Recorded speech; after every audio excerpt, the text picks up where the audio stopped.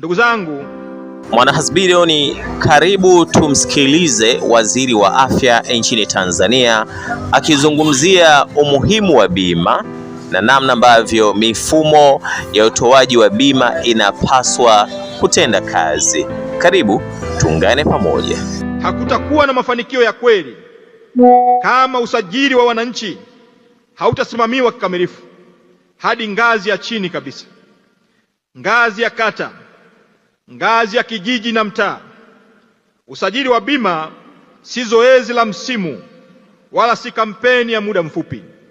Ni jukumu endelevu la kiutawala linalohitaji mipango, linalohitaji ratiba, linalohitaji ufuatiliaji na uwajibikaji wa wazi.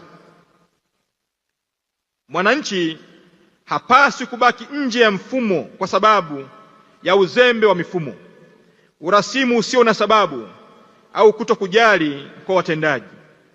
Kila mwananchi asiyesajiliwa pale ambapo mifumo ipo ni ishara ya mapungufu ya uongozi, si ya kutokuwepo kwa sera.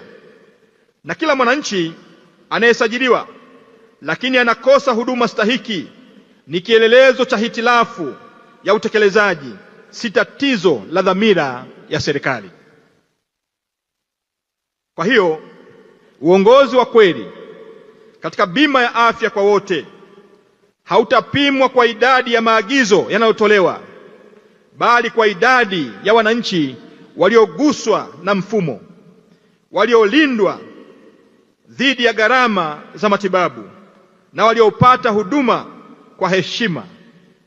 Hapa ndipo uongozi unaposhuka kutoka kwenye maneno ya kuingia kwenye maisha ya watu.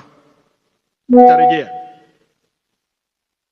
Uongozi wa kweli katika bima ya afya kwa wote hautapimwa kwa idadi ya maagizo yaliyotolewa, bali kwa idadi ya wananchi walioguswa na mfumo, waliolindwa dhidi ya gharama za matibabu na waliopata huduma kwa heshima. Hapa ndipo uongozi unaposhuka kutoka kwenye maneno na kuingia kwenye maisha ya watu. Ninayo imani ya kwamba tayari umesikiliza vyema aliyoyazungumza Mheshimiwa Waziri wa Afya nchini Tanzania. Kazi yangu itakuwa ni kuhakikisha naendelea kukuletea habari zingine. Hakikisha umesubscribe kwenye hii YouTube channel yetu ili uendelee pia kuzipokea taarifa zaidi.